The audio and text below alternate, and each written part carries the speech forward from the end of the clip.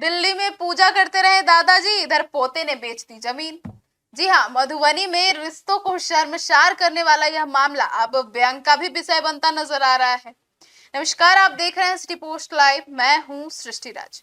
बिहार के मधुबनी जिले में सामने आया एक मामला न सिर्फ कानून व्यवस्था पर सवाल खड़े कर रहा है, बल्कि पारिवारिक रिश्तों में बढ़ते अविश्वास की भी दर्दनाक तस्वीर पेश कर रहा है।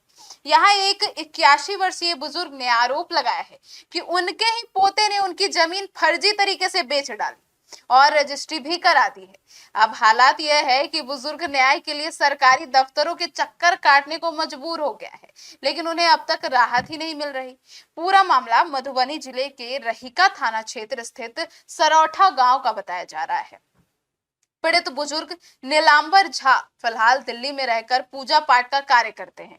उनका आरोप है कि उनके पोते शिवम झा ने उनकी गैर मौजूदगी का फायदा उठाकर जमीन हड़पने की साजिश रची।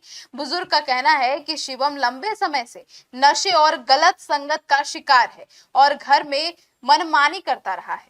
कभी खेत की फसल बेच देता है तो कभी पेड़ों की कटाई कर देना उसके लिए आम बात हो गई थी, लेकिन इस बार उसने सारी सीमाएं ही पार कर दी। आपको बता दें, जानकारी के अनुसार 7 मई 2026 को शिवम झा ने कथित तौर पर गांव की वह जमीन जो दान और केवाला के जरिए नीलांबर झा के नाम दर्ज की गई थी, उसे मधुबनी रजिस्ट्री कार्यालय में भूमाफिया गणेश झा के नाम पर रजिस्टर करा दी। सबसे हैरानी की बात यह है कि यह पूरी प्रक्रिया कथित रूप से दादा की जानकारी और अनुमति के बिना पूरी की गई। जब तक नीलांबर झा को इस बात की जानकारी मिलती, तब तक जमीन का सौदा हो चुका था। अब मामला तब और गंभीर हो गया जब रजिस्ट्री के बाद कथित खरीदार गणेश झा जमीन पर कब्जा करने के लिए गांव पहुंच गया। इसके गांव में तनाव हो गया और फिर स्थानीय लोगों के बीच इस घटना को लेकर चर्चाएं तेज हो गई।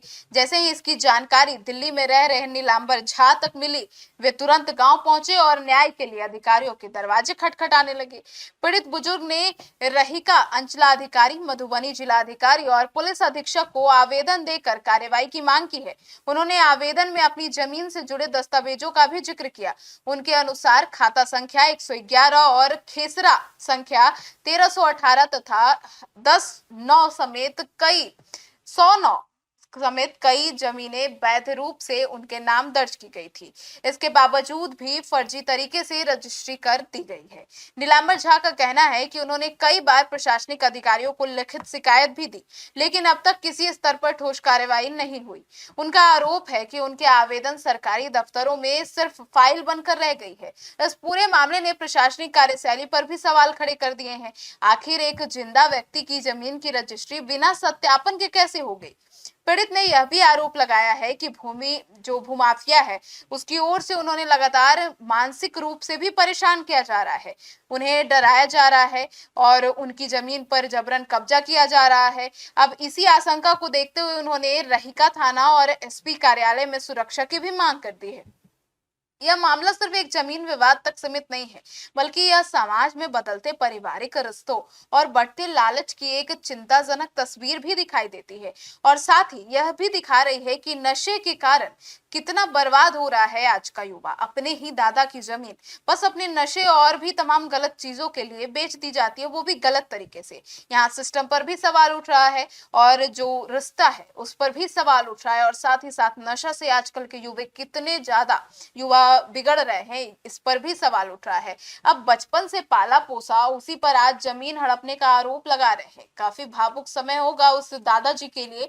अब मधुबनी की यह घटना लोगों को यह सोचने पर भी मजबूर कर रही है कि आखिर रिश्तों में भरोसा कहाँ खोता जा रहा है।